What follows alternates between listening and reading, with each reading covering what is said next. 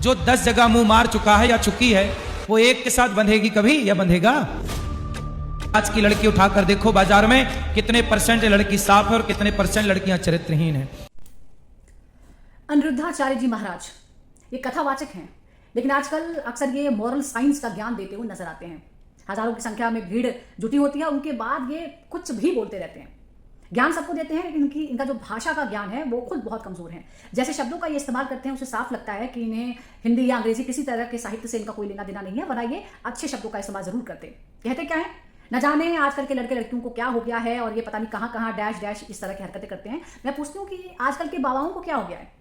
ये वात्सायन और ओशो का देश है, और आजकल के जो बाबा हैं वो मॉरल साइंस का पाठ पढ़ाने के चक्कर में कैरेक्टर सर्टिफिकेट बांट रहे हैं, पवित्रता का सर्टिफिकेट बांट रहे हैं। कैरेक्टर सर्टिफिकेट क्या सिर्फ यौन संबंधों से ही कैरेक्टर होता है?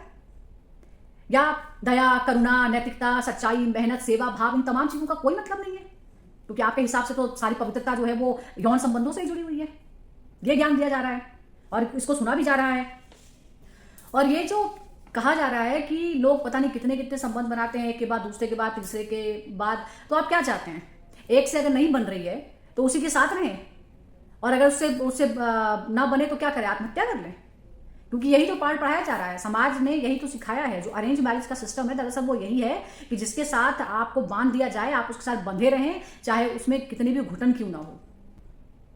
और ये पूरी जो व्यवस्था है दरअसल ये बांधने की है, फ्रीडम को रोकने की भी है, और आपको जकड़ कर रखने की है कि कहीं आप आजाद ना हो जाएं और आप अपनी सोच, अपने विचार ना रखने लग जाएं। इसीलिए उसे सिस्टम का नाम दिया गया, और वहां पर इस तरह के जो बाबा हैं वो उस नैतिकता का पाठ पढ़ाने के चक्कर में लोगों को बांधने की कोशिश करते हैं। अरेंज मैरिज का सेटअप क्या है? किसी अजनबी के साथ बांध दीजिए और उसके बाद आप उसको शादी करके तुरंत भेज देते हैं किसी अजनबी के साथ रहने के लिए, यौन संबंध बनाने के लिए, तो वो जस्टिफाइड है। मुझे नहीं लगता कि ये सेप्रोसेक्सुअल या डेमिसेक्सुअल जैसा कोई कॉन्सेप्ट आपको पता भी होगा कि ऐसा भी कोई कॉन्सेप्ट होता है, और चीटिंग का भी कोई कॉन्सेप्ट नहीं है। और ये जो आप मल्टीपल पार्टनर्स की बात कर रहे हैं, तो इस देश में जितने भी महान लोगों का अगर आप जिक्र करेंगे, राजा महाराजाओं का जिक्र करेंगे, रामायण या महाभारत के किरदारों का जिक्र करेंगे, उसमें भी एक राजा की कई कई पत्नियां हैं। तो समस्या यहां है कि तब तक तो जस्टिफाइड था, लेकिन क्योंकि अब लड़कियां भी अपनी फ्रीडम को एक्सरसाइज कर रही हैं, इसीलिए इस तरह का ज्ञान जो है वो बांटा जा रहा है। और इसी बंधन के चक्कर में और सामाजिक दबाव के चक्कर में आप देखेंगे कि आपके आसपास ज्यादातर जो शादीशुदा जोड़े होंगे वो खुश नहीं है, बस वो निभा रही हैं, और वो इतनी घुटन महसूस करते हैं। और शायद पूरी दुनिया में सबसे ज्यादा अगर घुटन वाले संबंध कहीं देखे जा रहे होंगे तो वो भारत ही है, और आधी से ज्यादा बीमारियों का कारण भी वही है, क्योंकि हम ये बात समझते ही नहीं है कि बांधा नहीं जा सकता है किसी को। तो अब जो है वो फिर एक बार मॉरल साइंस का ज्ञान जो है वो पढ़ाने की कोशिश की जा रही है।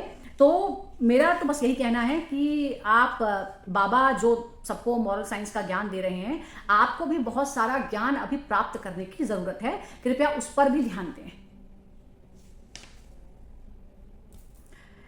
इस खबर पर आपका क्या कहना है? जिस तरह से लगातार इस तरह के जो बाबा हैं वो कैरेक्टर को सीधा आपके संबंधों से जोड़कर देख रहे हैं, और पवित्रता और अपवित्रता का, कौन पापी है और कौन पवित्र है, ये सर्टिफिकेट दे रहे हैं। इस पर क्या राय है?